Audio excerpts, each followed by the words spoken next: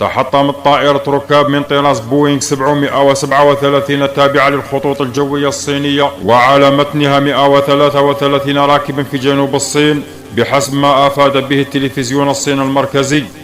وذكرت محطة CCTV الحكومية أن طائرة ركاب تابعة لشركة تشاينا إيسترن تقل 133 شخصا تحطمت في جنوب غرب الصين مع عدد غير معروف من الضحايا.